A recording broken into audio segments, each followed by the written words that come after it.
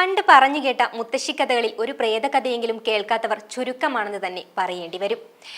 പ്രേതത്തെ ഒരു മന്ത്രവാദി വന്ന് പിടിക്കുന്നതും തളയ്ക്കുന്നതുമൊക്കെ നമ്മൾ കേട്ട കഥകളിലൊക്കെ കാണും. ഭയമുണ്ടെങ്കിലും ഇത്തരം കഥകൾ കേൾക്കാൻ നമുക്കൊക്കെ വളരെ ആകാംക്ഷ തന്നെയാണ് ചെറുപ്പത്തിൽ.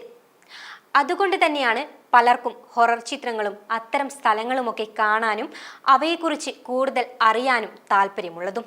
ഇത്തരത്തിൽ ഇന്ത്യയിൽ ഏറ്റവും നിഗൂഢമായ ഒരു ക്ഷേത്രമുണ്ട്. ഏതാണ് ആ ക്ഷേത്രമെന്ന് നിങ്ങൾക്കറിയാമോ? രാജസ്ഥാനിലെ മെഹന്ദിപൂർ എന്ന ചെറിയ ഗ്രാമത്തിലാണ് ഈ ക്ഷേത്രം സ്ഥിതി ചെയ്യുന്നത്. മെഹന്ദിപൂർ ബാലാജി എന്നാണ് ഈ ക്ഷേത്രം അറിയപ്പെടുന്നത്. ഈ ക്ഷേത്രം ഹനുമാന് സമർപ്പിക്കപ്പെട്ടതാണെന്നാണ് സങ്കല്പം. ഇരുണ്ട ശക്തികൾ, മന്ത്രവാദം, അസുഖങ്ങൾ എന്നിവയാൽ പീഡിക്കപ്പെടുന്നവർക്ക് ആശ്വാസവും മോചനവും ഈ ക്ഷേത്രത്തിലെത്തുമ്പോൾ ലഭിക്കുമെന്ന് വിശ്വസിക്കുന്നു. ഇന്ത്യയിലെ മിക്ക ക്ഷേത്രങ്ങളിൽ നിന്നും വ്യത്യസ്തമാണ് മെഹന്ദിപൂർ ബാലാജി ക്ഷേത്രം.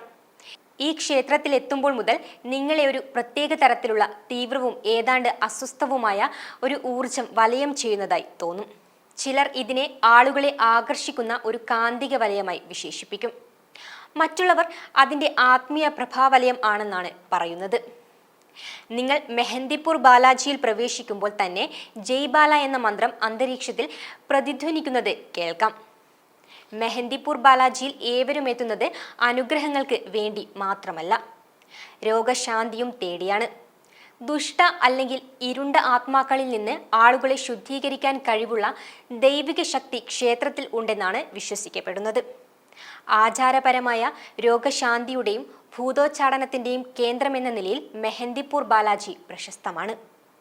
മെഹന്ദിപൂർ ബാലാജിയിൽ നടത്തപ്പെടുന്ന ജാദുയി ചികിത്സ അല്ലെങ്കിൽ ദിവ്യ ചികിത്സയിലൂടെ ദുഷ്ടാത്മാക്കൾ ബാധിച്ച ഭക്തർ സുഖപ്പെടുമെന്ന് വിശ്വസിക്കപ്പെടുന്നു.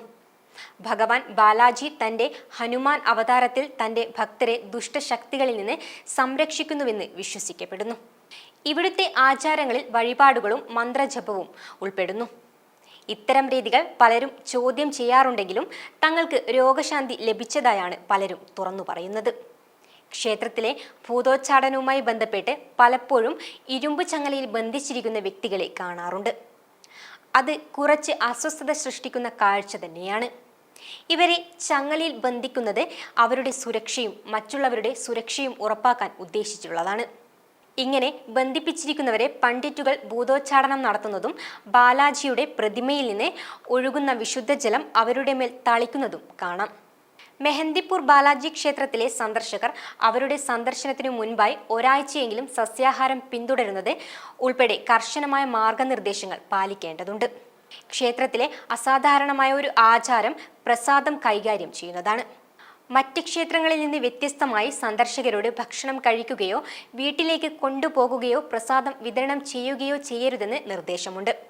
പകരം അവർ അത് ഒരു നിയുക്ത സ്ഥലത്ത് ഉപേക്ഷിച്ച് തിരിഞ്ഞു നോക്കാതെ നടക്കണം. അർജി, സാവമണി, ദർഗസ്ത് തുടങ്ങിയ ആചാരങ്ങളിലൂടെ ദുഷ്ടാത്മാക്കളാൽ പീഡിതരായവർക്ക് ആശ്വാസം നൽകുന്നതിന് ഈ ക്ഷേത്രം പ്രശസ്തമാണ്. ഈ ചടങ്ങുകൾക്ക് ശേഷം ദുരിതമനുഭവിക്കുന്നവർ അവരുടെ ചടങ്ങുകൾ പൂർത്തീകരിക്കുന്നതിനാൽ കോട്ടേൽ കപ്തൻ അല്ലെങ്കിൽ ശ്രീ പ്രേതരാജ് സർക്കാർ എന്നും വിളിക്കുന്ന ഭൈരവ് ബാബയുടെ പ്രതിമയും സന്ദർശിക്കാറുണ്ട്.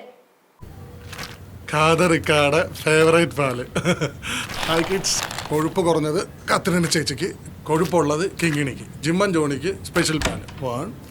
ഹലോ, ഇന്നോട്ട് ഞങ്ങൾക്കും കൂടെ മിൽമ. അല്ല, മിൽമ പാല് പലതരത്തിലുണ്ടല്ലോ, അതിലേതാ? ഞങ്ങൾക്ക് ഓ, അപ്പൊ നിങ്ങൾക്ക് ചായക്കുള്ള പാൽ പ്രൈം. നിങ്ങളുടെ ആവശ്യത്തിനനുസരിച്ച് 5 വേരിയന്റുകളിൽ മിൽമ ഇപ്പോ പുതിയ പാക്കിംഗിൽ. ടോണ്ടായാലോ? അല്ല, പാലേ. മിൽമ, കേരളം കണി കണ്ടുണരുന്ന നന്മ.